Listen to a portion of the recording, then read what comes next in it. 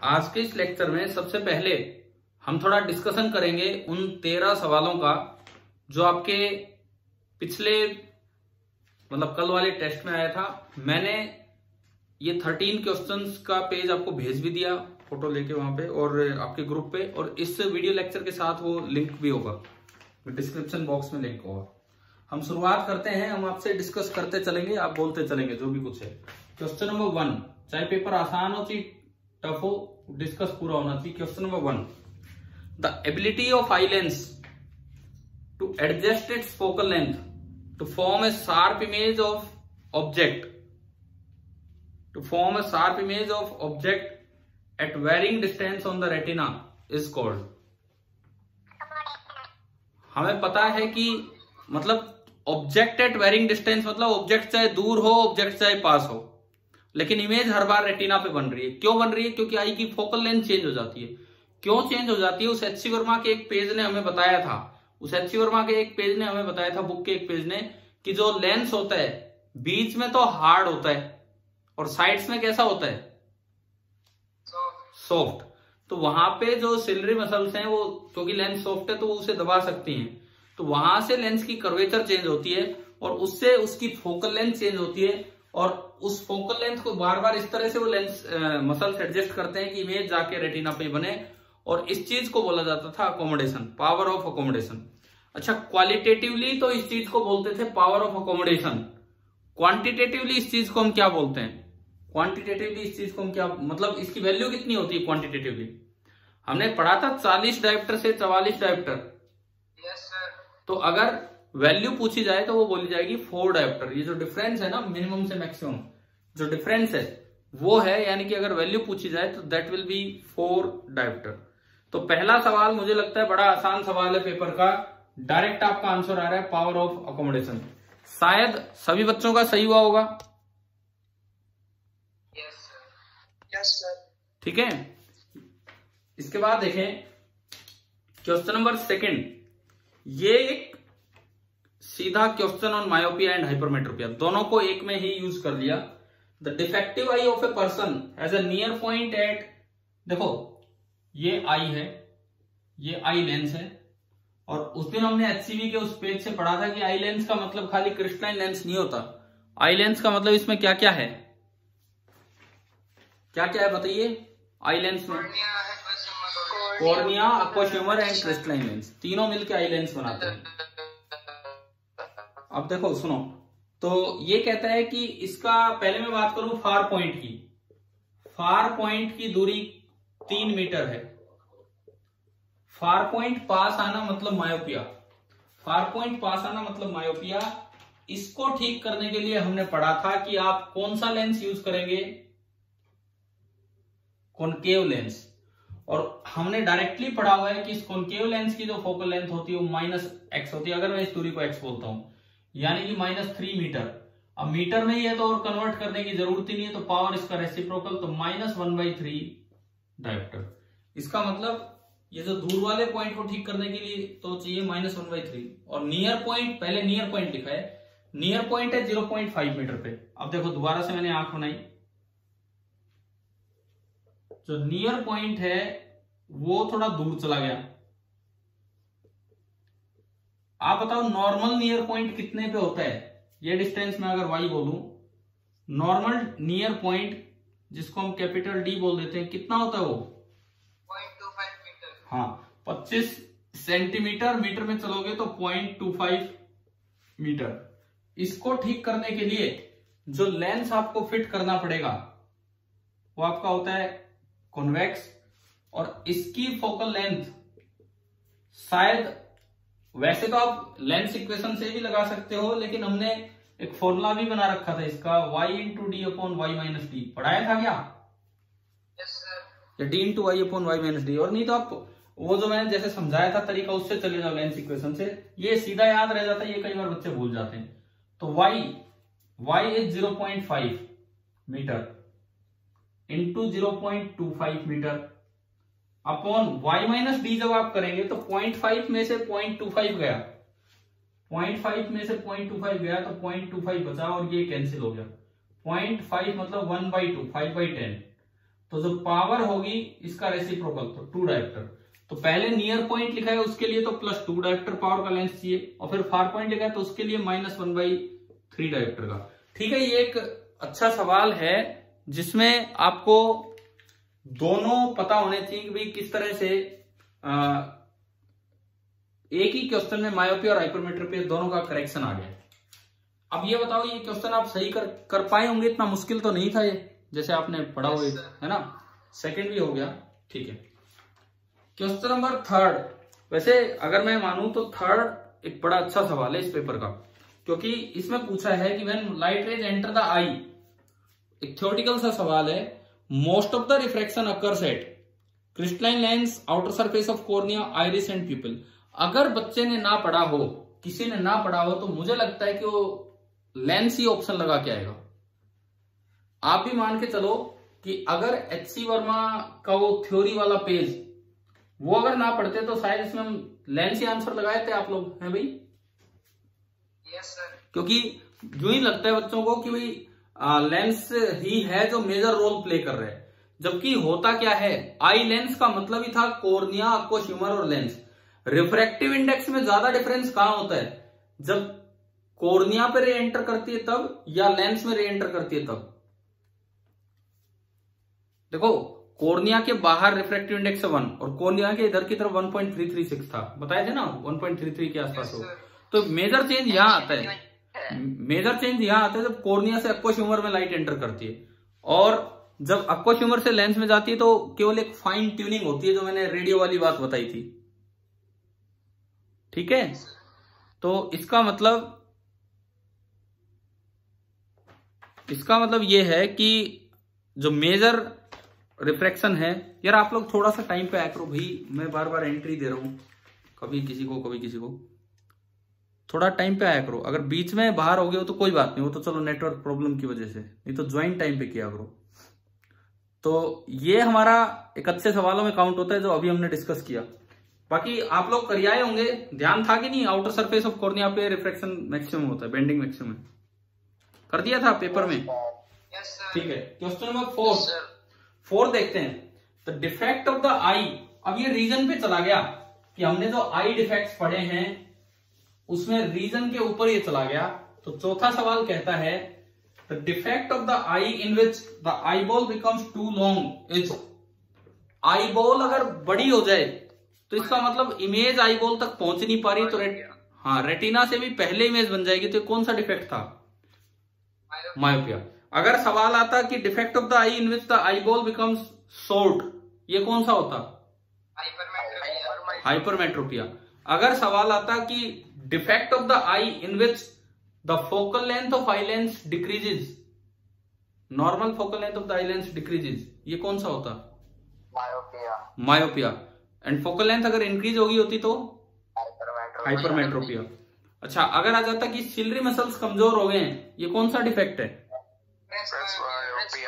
Presbyopia. अगर आ जाता कि जो कॉर्निया की शेप परफेक्टली स्फेरिकल नहीं है, ये कौन सा डिफेक्ट है? एस्टिग्मेटिज्म। और अगर आ जाता कि प्रोटीन्स एक्यूमुलेट होने लग गए हैं, ये कौन सा डिफेक्ट है? कैटरेक्ट। तो मतलब इन सबका डिफेक्ट मैंने एक एक बार बता दिया, उनमें से एक सवाल आया हुआ है यहाँ पे। ठीक है, question number 5, the image formed on the retina of human eye, retina acts as screen, retina acts as screen, और स्क्रीन पे हमेशा कैसी इमेज बनती है? रियल। तो बाहर जो रियल ऑब्जेक्ट्स हैं उनकी जो इमेज बनेगी हमारी आंख पे, वो होती है स्मॉल, रियल एंड इन्वर्टेड। पढ़ा है ना ये हमने, स्मॉल, रियल एंड इन्वर्टेड। अब फिर वो हमें सीधा कैसे दिखता है ऑब्जेक्ट, फिर वो सामने वाला सीधा कैसे दिखता है? हाँ, वो ऑप्टिक नर्व्स के थ्रू जब ये मैसेज ब्रेन तक जाता है तो ब्रेन अपने आप सही करके अंदाजा लगा लेता है कि भाई ये कौन था, क्या था। ठीक है, तो ये भी एक आसान सवाल है, रियल एंड इन्वर्टेड। अच्छा, क्वेश्चन नंबर 6, ये आपका थोड़ा सोर्सेज ऑफ एनर्जी पे गया ये वाला क्वेश्चन, और इसमें बोलता है ए गुड फ्यूल, एक अच्छा फ्यूल आपको दिया है कि भाई उसके पास क्या क्या प्रॉपर्टीज होनी चाहिए। अब मैंने तो ये चैप्टर आपको पढ़ाया नहीं था, आप बताओ ये पढ़ के गए थे? छोटे क्लासेस में आ चुका। आ चुका। देखो, ये जो चैप्टर है ये वाला जो चैप्टर आपका सोर्सेज ऑफ एनर्जी, इसका मेजर पार्ट तो इस साल हटा दिया सिलेबस से, मेजर पार्ट, क्योंकि बोर्ड के लिए ही बच्चे ज्यादा पढ़ते थे। थोड़ा सा पार्ट बचा है वो आप पढ़ लेंगे, बड़ा सीधा सा है, मैं भी पढ़ा दूंगा आपको आगे आने वाले टाइम में। लेकिन इस बार मैंने बोला था कि आप अपनी बुक रीडिंग कर जाना, और शायद ये क्वेश्चन तो वैसे भी हो जाए। देखिए, good fuel should possess high ignition temperature. पहली बात मैं इग्निशन टेम्परेचर की बात करूं तो बताओ, इग्निशन टेम्परेचर हाई होना चाहिए कि लो होना चाहिए? होना चाहिए। इस बच्चे ने बोला लो। ये तो लो में क्या नुकसान है? अगर इग्निशन टेम्परेचर लो होगा तो उसमें क्या नुकसान है? टेम्परेचर पे आग पकड़, हाँ, वो रूम टेम्परेचर पे भी आग पकड़ सकता है, इस तरह की दिक्कत हो जाएगी। और मॉडरेट होना चाहिए। बहुत हाई में क्या नुकसान है? बहुत हाई हो गया तो आप जलाते रहो, वो ऑन ही नहीं हो पा रहा है, मतलब फायर कैच ही नहीं कर पा रहे। ठीक है, तो इग्निशन टेम्परेचर तो मॉडरेट होना चाहिए। कैलोरीफिक वैल्यू, कैलोरीफिक वैल्यू का मतलब क्या होता है ना? मतलब क्या होता है इसका? कैलोरीफिक वैल्यू का मतलब क्या होता है? क्या मतलब होता है कैलोरीफिक वैल्यू का, ये बताएं ना। हीट एनर्जी तो आप, हाँ, क्योंकि हीट एनर्जी तो आप जितना ज्यादा फ्यूल लेंगे उतना ज्यादा रिलीज होगी। Heat energy evolve by burning a unit mass of the fuel. आपने यूनिट मास उसका यूज किया है, मतलब जूल पर किलोग्राम, कितने जूल एनर्जी आपको मिली पर KG, that is the calorific value. तो जो अच्छे फ्यूल होते हैं उनकी कैलोरीफिक वैल्यू हाई होनी चाहिए और उनका इग्निशन टेम्परेचर मॉडरेट होना चाहिए। तो ऐसा कौन सा ऑप्शन था इसमें जिसमें दोनों चीजें? आखिरी ऑप्शन था आपका डी। ठीक है, अब देखो, एक फ्यूल के बारे में कुछ बातें आपको याद रखनी चाहिए। पहली बात, हाई कैलोरीफिक वैल्यू हो। दूसरी बात जो हमने अभी देखा कि भाई प्रॉपर या मॉडरेट इग्निशन टेम्परेचर हो। तीसरी बात, एक फ्यूल की प्रॉपर्टी ये होती है, अच्छा फ्यूल वो होता है जिसमें रेजिड्यू ना बचे, रेजिड्यू ना बचे। एलपीजी गैस सिलेंडर होता है, एलपीजी गैस आप यूज करते हो, क्या उसके बाद रेजिड्यू बचता है? नो सर, नहीं बचता। और अगर आप वैसे चूल्हे में ईंधन यूज करते हो, क्या उसमें रेजिड्यू बचता है कि नहीं? Yes sir. हाँ, तो अच्छा फ्यूल वो है जहां पे रेजिड्यू ना बचे। अच्छा, अगला होता है कि भाई स्मूथली बर्न करे। स्मूथली वो बर्न करे मतलब एक स्टेडी रेट से वो बर्न करे, यूं ना हो कि कभी बहुत तेज आग पकड़ रहा है, कभी बहुत ही धीरे हो रहा है। एक स्टेडी रेट से वो बर्न करे। एक चीज उसमें ये होती है कि इकोनॉमिकल होना चाहिए, मतलब सस्ता भी होना चाहिए, ऐसा ना हो कि बहुत ही महंगा हो जाए। और ट्रांसपोर्ट करना आसान हो, उसको स्टोर करना आसान हो, मतलब ये कई प्रॉपर्टीज हैं। क्या ये छोटी क्लासेज में आते हैं ये वाले टॉपिक इस तरह के? Yes sir. हाँ, तो ठीक है, आप वहां से कर ही सकते हो ये वाली चीजें। तो seventh, two sound waves in air have wavelength in the ratio 1:3। तो फ्रीक्वेंसी रेशियो क्या होगा? क्या ये हो गया ये वाला सवाल? Yes sir. इसमें सुनो, कई बार एक गलती क्या कर जाता है बच्चा, वो सोचता है कि फ्रीक्वेंसी तो मीडियम पे डिपेंड ही नहीं करती। अगर यूं होता ना, एक ही सोर्स ऑफ साउंड है, देखो ये दो सवाल बनते हैं। अगर सवाल होता कि एक ही सोर्स ऑफ साउंड है, दो मीडियम है, दो अलग अलग मीडियम है, this is medium number 1 and this is medium number 2। अब पूछा जाता कि आवाज जा रही है एक बार इस मीडियम में और एक बार इस मीडियम में, यहां फ्रीक्वेंसी ν1 है और यहां फ्रीक्वेंसी ν2 है, तो ν1:ν2 क्या होगा? क्या होगा यहां बताओ? 1:1, क्योंकि जब तक सोर्स सेम है फ्रीक्वेंसी सेम रहेगी, स्पीड और वेवलेंथ चेंज होगी। ये तो हमने ऑप्टिक्स में भी पढ़ा है ना। अब यहां पे कहता है कि दो साउंड वेव्स हैं और दोनों की वेवलेंथ है 1:3 और दोनों एयर में है, मीडियम सेम है, यहां भी एयर है, यहां भी एयर है, दो साउंड हैं, एक साउंड नंबर 1 एक साउंड नंबर 2, मतलब सोर्स अलग अलग है। अब आपको यह पता होना चाहिए कि speed of a wave depends on medium. अगर एक ही वेव है, जैसे साउंड वेव ही है, साउंड वेव ही है और मीडियम भी एयर ही है, तो जो स्पीड यहां होगी साउंड की, वही स्पीड यहां होगी साउंड की। और वेवलेंथ का रेशियो दिया है इन दोनों का 1:3, यहां वेवलेंथ λ1, यहां वेवलेंथ λ2। तो देखो, हम जानते हैं formula, lambda is equal to V by nu, lambda is equal to V by nu, so it means nu is equal to V by lambda, nu is equal to V into 1 by lambda. अब क्योंकि v दोनों के लिए same है, क्योंकि medium same है, v दोनों के लिए सेम है क्योंकि मीडियम सेम है, तो इक्वल टू और कांस्टेंट हटा के आप प्रोपोर्शनलिटी साइन लगा सकते हैं। It means nu is inversely proportional to lambda. अब अगर न्यू इनवर्सली प्रोपोर्शनल है तो लैम्डा 1:2 लैम्डा 2 कितना दिया आपको? 1:3। तो इनवर्सली प्रोपोर्शनल होने की वजह से न्यू 1:2 न्यू 2 कितना हो जाएगा? 3:1। तो मतलब एक सवाल ये है जो अलग है और एक सवाल ये है जो अलग है। थोड़ा ध्यान रखना इनमें, कभी किया हुआ सवाल और फिर दूसरा गलत करें। आ गया समझ में? Question number 7। हाँ भाई, कोई डाउट है इसमें बताओ 7th में? ठीक है। 8वां सवाल। 8वें सवाल में केवल एक ग्राफ को आइडेंटिफाई करना है। ग्राफ नहीं, वेवफॉर्म आइडेंटिफाई करके ये बताना है कि वेवलेंथ क्या होती। तो देखो, सबसे पहली बात, लैम्डा वेवलेंथ का मतलब होता है सेपरेशन या distance between two consecutive crest, या तो दो कंसेक्यूटिव क्रेस्ट हो और टू कंसेक्यूटिव ट्रो,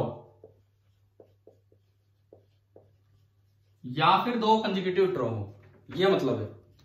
अब अगर आप इसमें देखें, इन्होंने ये एक वेव बना के दी। मैं इसका एक पार्ट और आगे कंप्लीट कर रहा हूं। मान लो मैंने यहां तक बनाया, सपोज यहां तक।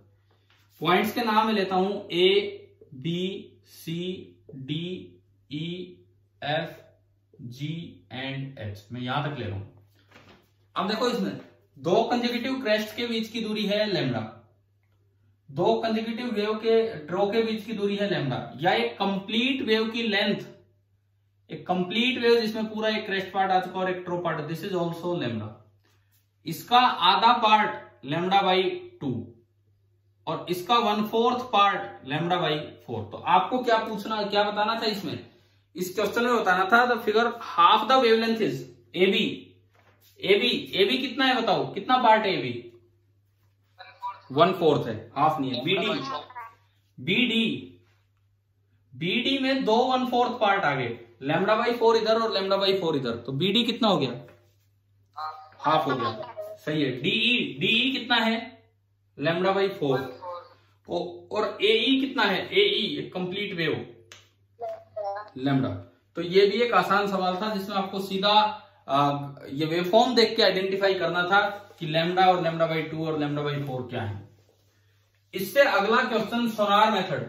मैंने आपको अभी कोई साउंड वाला रिवाइज नहीं करवाया था, लेकिन 9th में पढ़ा रखा और आपने खुद रिवीजन किया होगा कि ये ऊपर से नीचे सी की डेप्थ निकालने का एक तरीका है।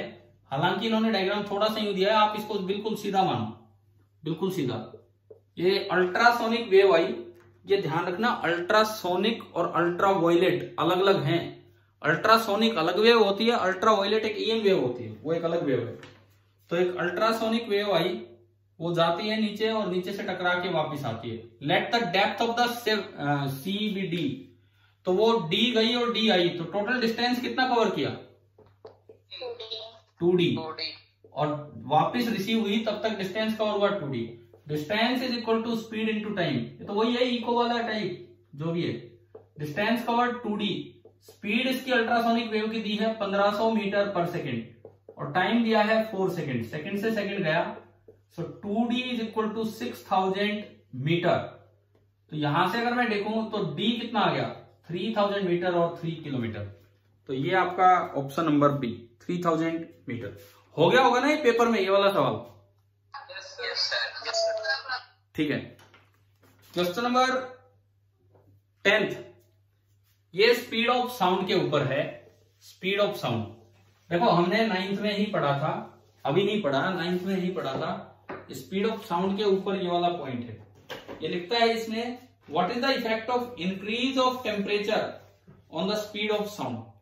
आप एक बार ये बताओ कि स्पीड ऑफ साउंड का क्या फॉर्मूला था?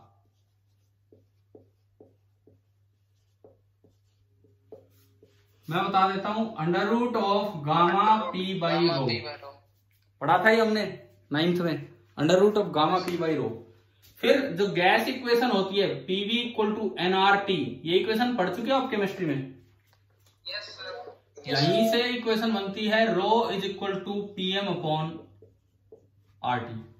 रो is equal to PM upon RT. यहां से अगर आप P बाई रो निकालेंगे तो this is RT by M, where M is the molecular mass of the medium. Yes, P by rho आपने उसमें पुट किया तो V आपका आया अंडर रूट ऑफ गामा, ये कांस्टेंट होता है, RT बाई एम। तो ये वेलोसिटी बनी, वेलोसिटी का formula gamma R by M का अंडर रूट, ये तो एक कांस्टेंट है, क्यों कांस्टेंट अभी मैं आऊंगा, into root T. Gamma gas पे डिपेंड करता है, मोनो एटॉमिक है कि डाई एटॉमिक। एयर नियरली कैसा होता है, डाई एटॉमिक। तो हमने आपको इसका गामा बता रखा है, कितना होता है इसका गामा, 1.4। R एक यूनिवर्सल गैस कांस्टेंट है और M जब तक मीडियम सेम है मोलिकुलर मास चेंज नहीं होगा, यानी कि ये पूरा कांस्टेंट और इक्वल टू आपने हटाया तो V is directly proportional to absolute temperature, absolute temperature of the medium. तो इस सवाल में तो इतना सा पूछा था कि टेम्परेचर अगर बढ़ाओगे तो स्पीड पे क्या फर्क पड़ेगा। तो बताओ यहां से क्या आंसर आ रहा है, इंक्रीजेस, यानी कि इंक्रीज आ गया। अब क्या 9th क्लास में हमने इस फॉर्मूले पे क्वेश्चन लिए हैं, क्या कोई इस तरह का फॉर्मूला बना के दिया था, V is equal to V0 into 1 plus T या थीटा बाई 546? Yes sir. बताओ कुछ याद आ रहा है क्या? Yes sir. हाँ, तो ये क्या है कि ये तो एब्सोल्यूट टेम्परेचर है केल्विन में।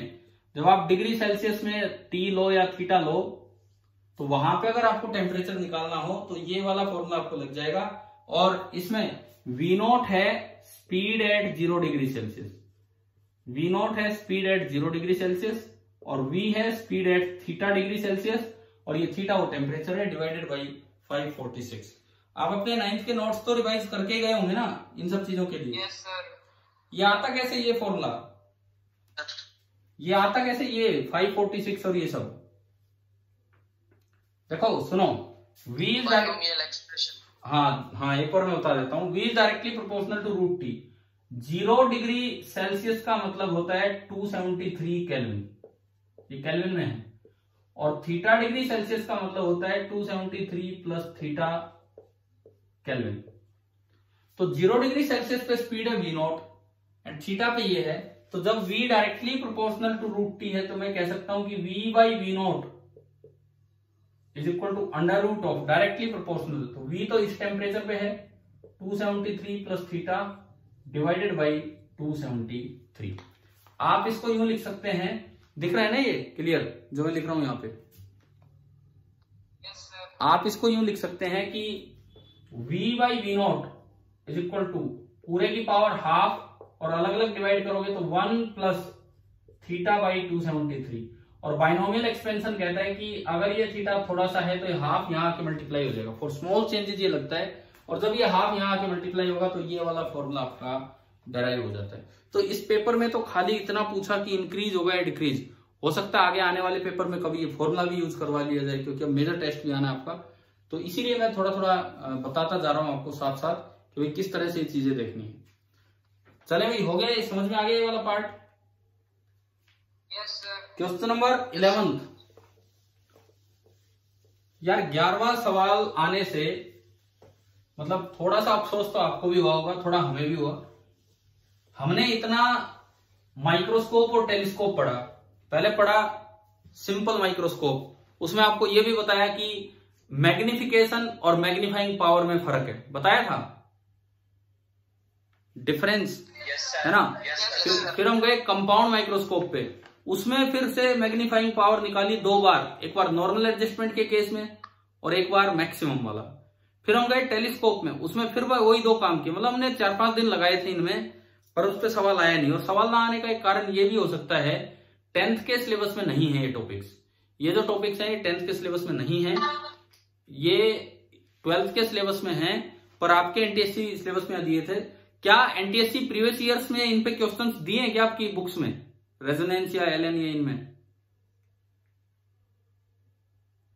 क्या जो मैं पूछ रहा हूं एक बार जवाब दो इस चीज का, अगर आपने देखा हो कि रेजोनेंस या एलएन की बुकलेट्स जो होती हैं आपकी, जो आप लोगों को दे रखी हैं, क्या उनमें प्रीवियस ईयर क्वेश्चंस में इन इंस्ट्रूमेंट्स पे टॉपिक पे क्वेश्चंस हैं कि नहीं है?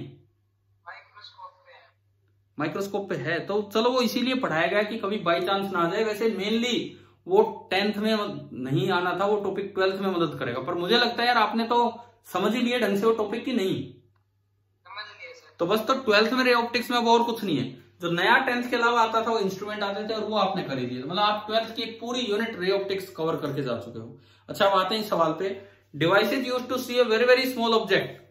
देखो, स्मॉल ऑब्जेक्ट हो उसको देखने के लिए simple microscope, very small object compound microscope, and distant object दूर का ऑब्जेक्ट हो तो उसके लिए टेलीस्कोप, उसके लिए आपका होता था टेलीस्कोप। तो ये तो शायद आसान था, इसमें तो कोई गलती नहीं करके आया होगा ना, सभी कर आए होंगे कंपाउंड माइक्रोस्कोप। ठीक है। Question number 12, which is the ultimate source of energy. अब पता आप में कुछ बच्चों ने वो पेपर भेजा था प्रीवियस ईयर, पिछली साल का कहीं से भी, और मैंने वो डिस्कस भी करवाया था आपको। और उसमें एक क्वेश्चन था, शायद स्टार्टिंग ही क्वेश्चन था शायद, कि 4 फॉर्म्स ऑफ एनर्जी दे रखी थी, कौन सी सबसे अच्छी फॉर्म ऑफ एनर्जी जिसमें कोई पोल्यूशन नहीं फैलता। तो जब मैं वो एक्सप्लेन कर रहा था तो मैंने आपको तो जब मैं वो एक्सप्लेन कर रहा था तो मैंने आपको एक पॉइंट इसके साथ ही बताया था, अगर सन नहीं होता तो किसी प्रकार की एनर्जी धरती पे नहीं होती। मैंने कहा था rain energy, water energy, wind energy, ये सब चीजें, जैसे विंड एनर्जी है, विंड भी जनरेट होती है सोलर की एनर्जी की वजह से। क्यों?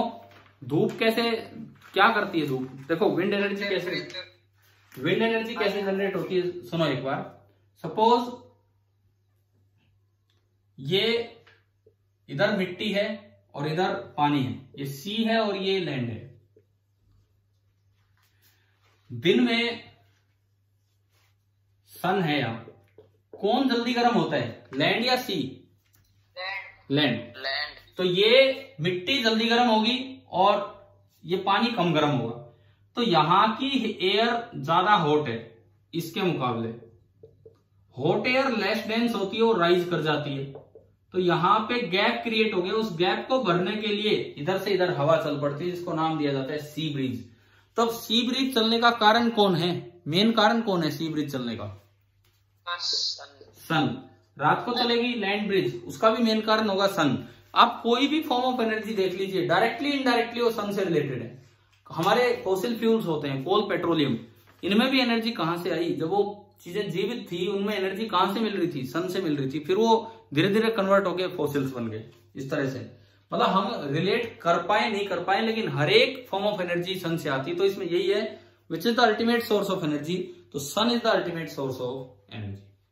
ठीक है। और इसीलिए कहा जाता है कि जब तक सन है तब तक जीवन है। सन अपने आप में एक स्टार है, सन खुद एक स्टार है और हर स्टार का एक जीवन होता है।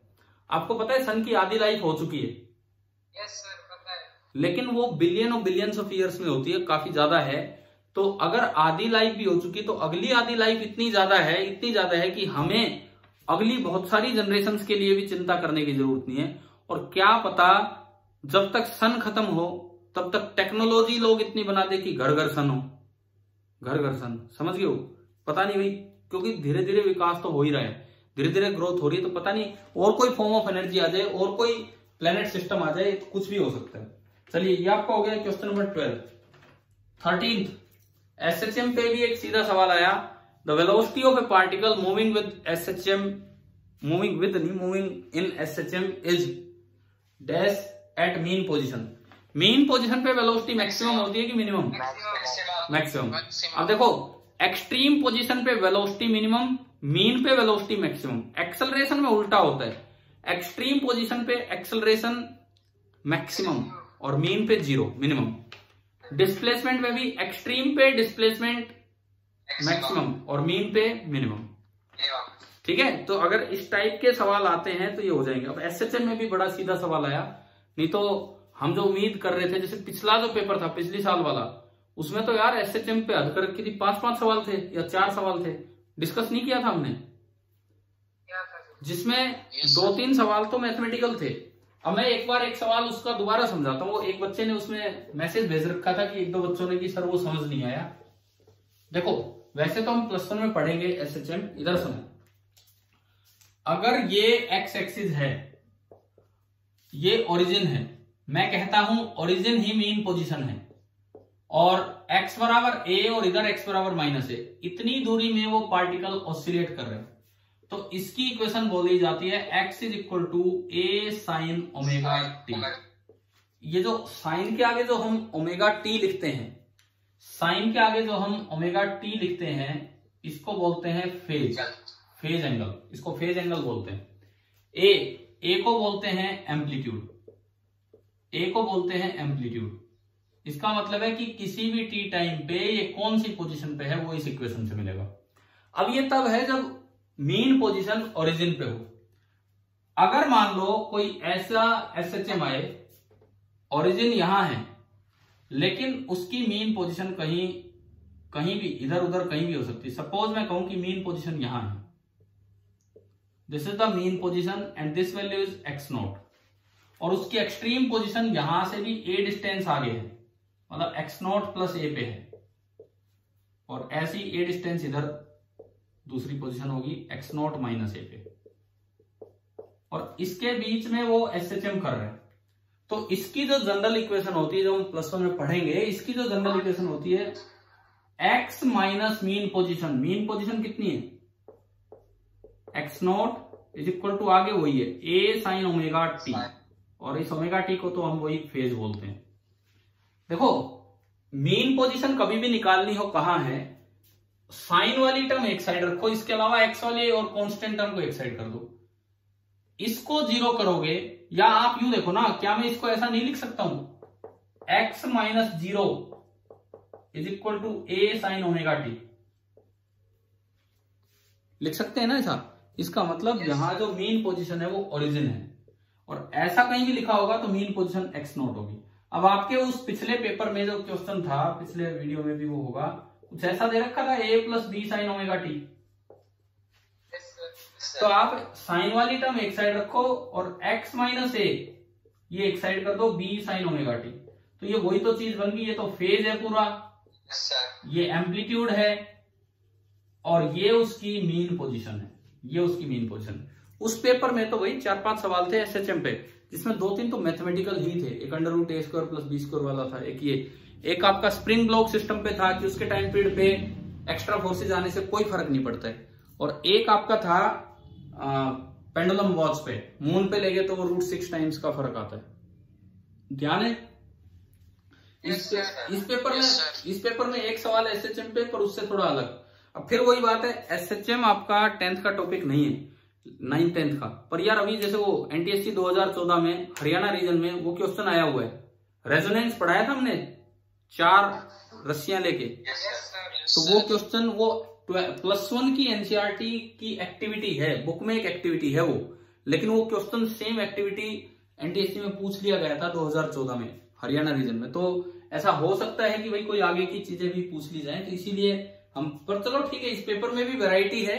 इस पेपर की खास बात यह है क्वेश्चन हर तरह के आगे, लेकिन आसान आए, तो आसान भी आने चाहिए। एनटीएससी के पेपर में ऐसा नहीं है कि बहुत टफ ही क्वेश्चन आते हैं, आधे से ज्यादा पेपर सीधा भी होगा, आधे से ज्यादा पेपर सीधा होगा। 13 में से 8-9 सवाल तो आप मान के चलो बिल्कुल सीधे होते हैं, 3-4 सवाल होते हैं जिनमें आपको कुछ सोचना होता है, और कई बार तो यार एक सवाल इतना कठिन दे देते हैं। कठिन का मतलब है, इतना हार्ड का मतलब है कि वो थोड़ा 11वीं 12वीं का दे दिया, जो बच्चे जो बाई चांस कोई पढ़ के चला गया तो चला गया, नहीं तो नहीं। बाकी वो कोई हार्ड एंड फास्ट नहीं कि आएगा ही आएगा ऐसा।